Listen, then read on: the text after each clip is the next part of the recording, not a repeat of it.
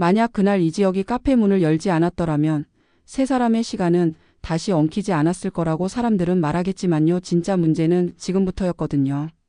결혼식이 산산이 부서진 뒤 처음으로 마주한 자리였는데요. 지은호는 인사를 건네지 않았고 이지혁은 변명부터 꺼내지 않았습니다. 둘 사이에는 미안함도 반가움도 아닌 어색한 냉기가 앉아 있었고요. 오랜만이네. 라는 말이 목 끝에서 맴돌았지만 이지혁은 꿀꺽 삼켰습니다. 지은호는 카운터 컵을 정리하면서도 눈길을 들이대지 않았는데요. 그 침묵이 오히려 많은 말을 대신했습니다. 그게 끝인 줄 알았는데 끝은 시작을 닮아 있더라고요. 이상하게도 그날 이후 이지혁은 카페 근처를 돌며 같은 시간을 걸었습니다. 셀프 인테리어를 돕다가 들었던 뻗대지 말고 포기해버려라는 말이 오기로 바뀌었고요. 오기가 계획이 되었습니다. 낡은 동네 가게들을 묶어 합리적인 비용으로 리폼을 연결해주는 플랫폼을 구상했는데요. 그 첫 번째 파트너로 지은호를 떠올렸다는 사실이 이지혁 자신에게도 당황스러운 포인트였습니다. 비혼주의를 외치던 마음은 여전히 단단했지만 함께 일하고 싶은 얼굴을 가장 먼저 떠올렸다는 것, 그게 지은호였다는 건 부인할 수 없었거든요. 지은호는 다르게 흔들렸습니다. 다시 나타나서 뭘 어쩌자는 건데요. 겉으로는 차갑게 굴었지만 속마음은 더 복잡했습니다. 카페 임대 계약이 곧 재협상에 들어가는데 자리 주변 상권 리모델링 소문이 솔솔 돌고 있었거든요. 손님들은 리모델링이 끝나면 카페 분위기가 더 좋아질 거라며 기대했지만 정작 지갑을 열어야 하는 건 지은호 쪽이었습니다. 게다가 동생 지강호는 또 일자리를 오래 붙들지 못하고 집에 들어와 누워 있었는데요. 엄마 정순이는 씩씩하게 식당을 지키면서도 가끔 한숨을 쉬었습니다. 은호야, 내가 있어서 다행이야. 라고 말하면서도 밤이 깊으면 은호의 방 문 앞에서 발걸음이 자주 멈추곤 했고요. 그 무렵 박성재는 상황을 멀찍이서 지켜보고 있었습니다. 대학 시절부터 친하게 지낸 이지혁이 갑자기 사라졌다가 이제야 아무 일 없던 듯 돌아온 걸 보고도 웃어 넘길 수 있을 만큼 둔한 사람은 아니었거든요. 지혁아, 너 예전 같지 않다. 성재는 그렇게 말했지만 그 말 속에는 나는 아직도 지은호를 좋아한다는 고백이 숨겨져 있었습니다. 성재는 화려한 집안 환경과 능숙한 미소 덕에 언제나 여유로워 보였는데요. 이번만큼은 여유가 잘 붙지 않았습니다. 아버지 박진석은 새로운 투자처를 찾고 있었고 새어머니 고성이는 집안의 명분을 챙길 만한 깔끔한 그림을 원했거든요. 그 그림 속에서 지은호의 자리는 항상 애매했습니다. 반면 이지혁은 어쩌다 보니 그들의 계획에 끼워 넣기 좋은 이름이 되어 있었고요. 며칠 뒤 이지혁은 카페 영업이 끝나갈 무렵 조심스럽게 도면을 들고 다시 찾아왔습니다. 말만 길어질까봐 그냥 보여주는 게 나을 것 같아서요. 지은호는 받아보지도 않은 채 도면이면 건축사무소에 가면 되잖아요. 여긴 카페예요. 라고 선을 그었는데요. 이지혁은 서둘러 돌아서지 않았습니다. 여긴 너의 카페니까요. 이 한마디가 허공에서 맴돌다가 어쩐지 잔에 남은 커피보다 더 쓰게 남았습니다. 지은호는 도면을 결국 펼쳐보게 되었고 도면 구석에 동네 작은 가게들을 위한 모듈형 리폼 카페 1호점은호라고 적혀 있는 걸 발견했는데요. 그 순간 속이 불쑥 울컥했습니다. 왜 하필 나예요? 라는 질문은 사실 왜 이제 와요? 와 동의어였거든요. 다음 날 예상치 못한 변수가 튀어나왔습니다. 구청에서 골목 보행 환경 개선 사업 설명회 공지가 날아왔고 그 일정과 카페의 내부 동선 재배치가 묘하게 맞물렸는데요. 설명회 공문에 적힌 외부 협력사 리스트에서 낯익은 회사 이름이 보였습니다. 박진석 계열의 하청업체였고 고성이가 밀어붙이는 미술 프로젝트가 같은 동선 위에 예정돼 있었습니다. 박영라의 신작 전시 공간을 확보하기 위해 골목의 작은 점포 몇 곳이 임시 이전을 권고받을 수 있다는 소문이 퍼졌고요. 그중 하나가 지은호의 카페였다는 게 문제였죠. 박성재는 처음엔 믿지 않았습니다. 우리 쪽에서 이런 식으로 밀어붙였다고? 그러나 문건을 확인한 뒤 표정이 굳어졌고 바로 고성이에게 전화를 걸었습니다. 어머니, 이건 아닌 것 같아요. 고성이는 잠시 침묵하다가 다정하게 타일렀습니다. 성재야, 도시가 바뀌려면 누군가는 자리를 옮길 수도 있는 거야. 모두를 다 만족시킬 수는 없지 않니? 그 말투는 부드러웠지만 내용은 아주 단단했는데요. 성재는 수화기를 내려놓고 한동안 움직이지 못했습니다. 이 순간만큼은 박성재라는 이름 말고 그냥 지은호 앞에서 어쩔 줄 몰라 하던 남자로 남고 싶었거든요. 이 소식이 퍼지자 이지혁의 결심은 빨라졌습니다. 카페를 임시로 비워야 한다면 이참에 내부를 완전히 손보죠. 영업 중단 기간을 리뉴얼 기간으로 겹치게 만들면 손실을 줄일 수 있어요. 지은호는 정색했습니다. 그게 왜 당신한테 중요한가요? 이지혁은 숨을 고르고 눈을 맞췄습니다. 너라서요. 그리고 나 때문인 부분도 있으니까. 이지혁의 나 때문이라는 말에 지은호는 가슴이 묘하게 철렁 내려앉았습니다. 결혼식이 깨진 날, 그 뒤로 이어진 침묵, 사라짐, 그리고 지금.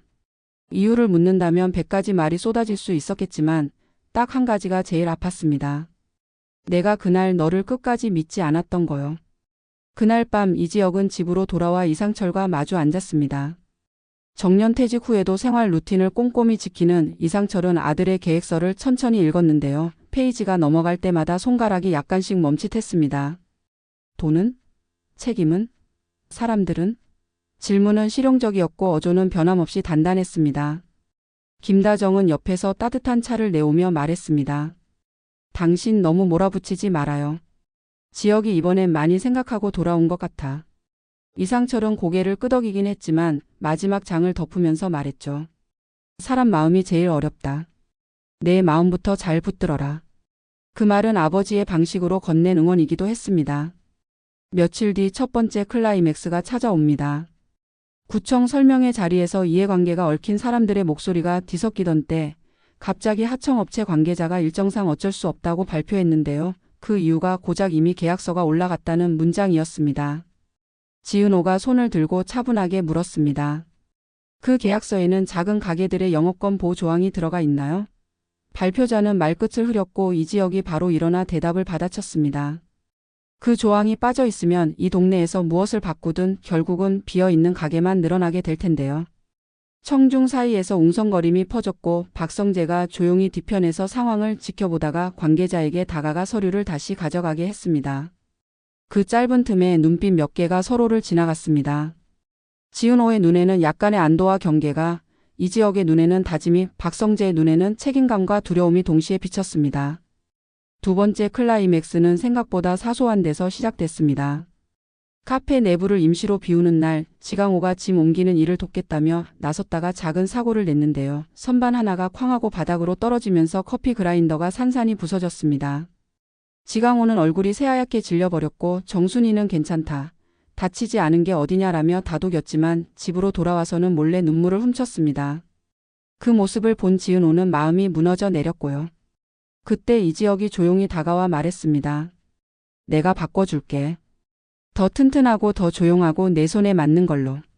제안이라기보다 다짐에 가까운 말이었습니다. 지은호는 고개를 끄덕였지만 마지막 선을 분명히 했습니다. 일은 일이고 감정은 감정이에요. 섞지 말아요. 이 소식이 인터넷에 퍼진 건 이수빈 덕분이었습니다. 이수빈은 리모델링 현장 사진을 찍어 골목 리폼 첫 번째 케이스라는 제목으로 올렸는데요. 생각보다 큰 반응이 붙었습니다. 동네가 이렇게 바뀔 수 있다고? 라는 댓글이 이어졌고 그 반응은 곧 투자자들의 관심으로 번졌습니다. 박진석도 보고서를 받아들고 미소를 지었습니다. 이 친구 생각보다 그림이 되겠는걸. 고성인은 한술 더 떠서 젊은 창업자와 지역 재생이라는 키워드로 전시 홍보를 묶어보자고 제안했는데요. 그 제안의 밑바닥에는 누가 주도권을 줄 것이냐는 계산이 깔려 있었습니다. 세 번째 클라이맥스는 작은 회의실에서 벌어졌습니다. 박진석 쪽이 제시한 조건은 달콤했는데요. 투자금 즉시 집행, 홍보 지원, 추가 점포 연결 같은 말들이 줄줄이 적혀 있었습니다. 대신 운영 자율성 일부 제한, 파트너 우선순위 조정 같은 조항이 따라붙었습니다. 더 문제는 브랜드 앰베서더 항목에 지은호의 이름이 예시로 들어가 있었던 겁니다. 이지혁은 그 문장을 보는 순간 도면을 처음 들고 카페 문을 열던 자신의 마음을 떠올렸습니다. 이건 아니지. 박성재도 문서를 보다가 시선을 들어 이지혁을 바라봤고 눈빛으로 물었습니다.